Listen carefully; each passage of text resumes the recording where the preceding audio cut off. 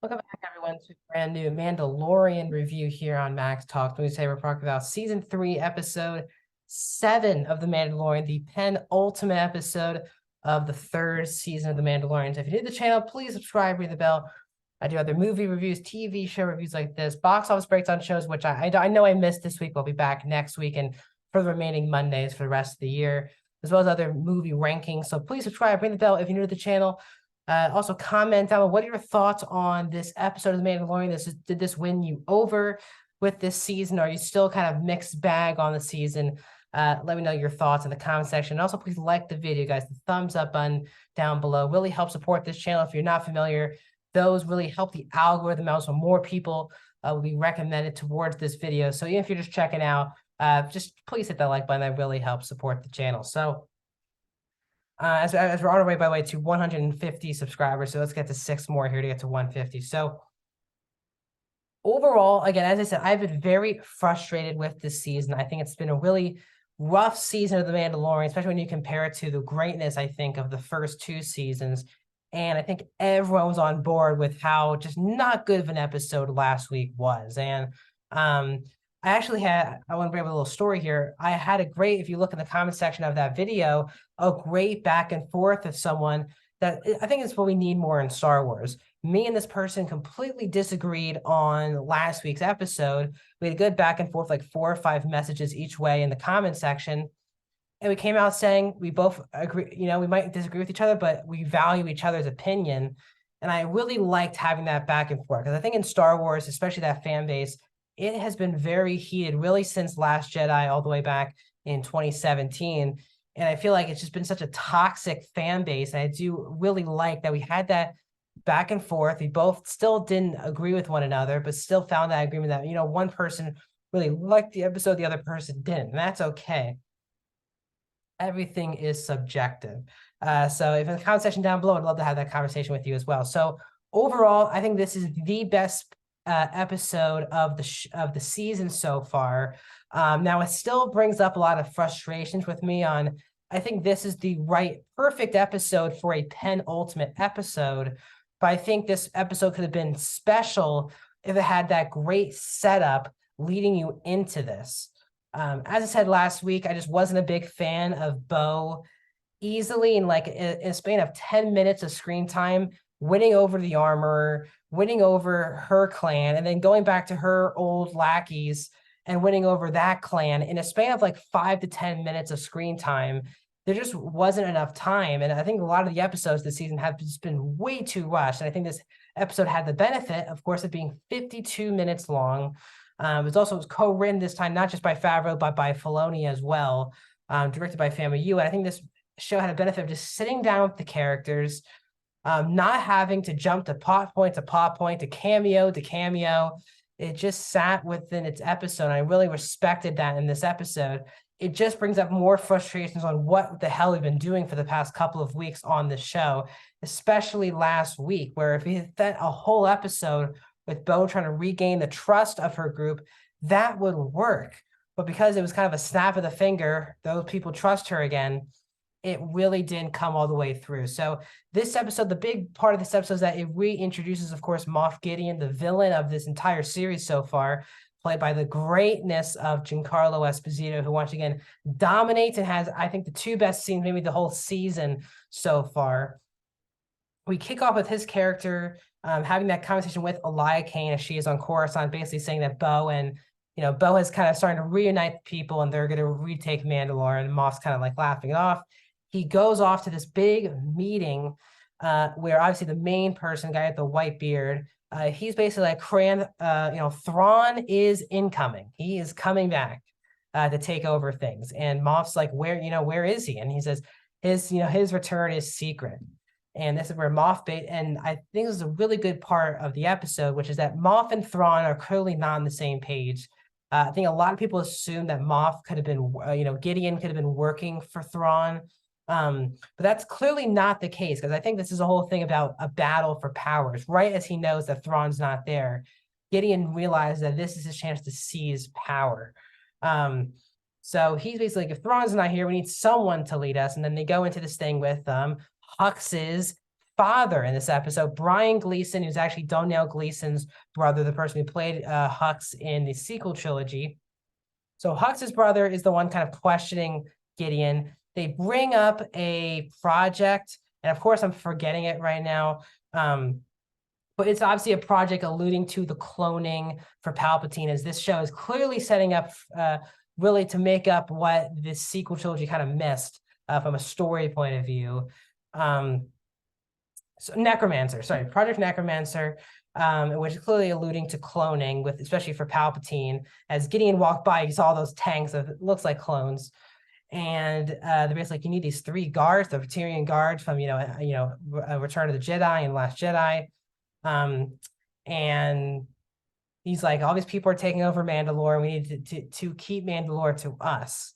So this whole episode is kind of just Bo kind of reuniting everyone and them going on the way to basically get back Mandalore. So you have some really good moments. I thought one of the best episode for before we even get to that, they go back to Navarro, and this is where Grogu is now controlling IG-11, who's now IG-12. So those little creatures who we saw obviously in Rise of Skywalker make their return, who built IG-11 in the first episode of this season.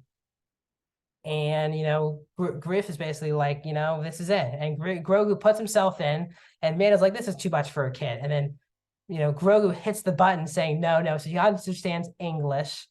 So Grogu's now in the IG thing. And the only thing I'll say is, the more episodes keep going in this season, the more it really just doesn't feel like they had anything for Grogu to do in this season. And it felt like, to me, this could be me, Favreau and Filoni, again, I said this last week, it clearly felt like they wrote Grogu off to the sunset, becoming a Jedi in the ending of season 2. And it just felt like, because of toys and all these things, it felt like a Kathleen Kennedy thing or a Disney thing to say, we need Grogu to still be in the show. And it just seems like Filoni and Favreau have kind of run out of ideas to have Grogu still be having some kind of character thing going on. We had the flashback thing earlier in the season. That's kind of been it for his character. I think if they didn't have anything planned for him, those couple Boba Fett episodes just should have been in this show, which also shows you that they really didn't have anything for a Book of Boba Fett show as well. So those are the kind of the problems I've been saying has been going on for the last year or two for Star Wars. But as we continue on, we see Bo and them trying to get on the same page. Paz fights off I forgot the guy who's like the main leader. Bo's like one of Bo's lackeys, I guess. And they start to fight, but they get to Mandalore. But the big part of the episode is that they get trapped by Moff Gideon, who is of course wearing, and as the Mandalorians are getting ambushed by these stormtroopers, they're obviously wearing Beskar armor, because they are deflecting bullets left and right. And then showing up, trapping Mando in the situation was Gideon, who shows up in his full like Mandalorian kind of dark trooper outfit, all in Beskar, but he can wear it. And first of all, Moff Gideon's theme continues to be my favorite, actually, theme of the show. Obviously, Ludwig Göransson could not do the score for this season, but these are still his themes being used, and I just love his theme for Moff Gideon. So Gideon arrives, and it's great. He talks about, visit the Dark Trooper suit, all these things. And he said the big difference why we're going to be ahead of things is because I'm going to be the one wearing the suit. There's a couple of just great lines. It felt like his character in Breaking Bad and Better Call Saul, getting those big villain type monologues, and Gideon just Giancarlo delivers in this episode, especially this scene. So he basically captures Mando, puts him in the tension level. We also learned the big part of the episode, which is that Bo did actually surrender during the purge, which is the Order 66. She actually surrendered to Gideon, because Gideon promised if all of her people surrendered and she would give the Darksaber to him, that all of her people would be okay. And so at Mandalore, and obviously that did not happen. So that's how Moth got the Darksaber in the first place. And Moth basically like, please surrender your people, tell them that I'm the rightful owner of the Darksaber, and leave Mandalore.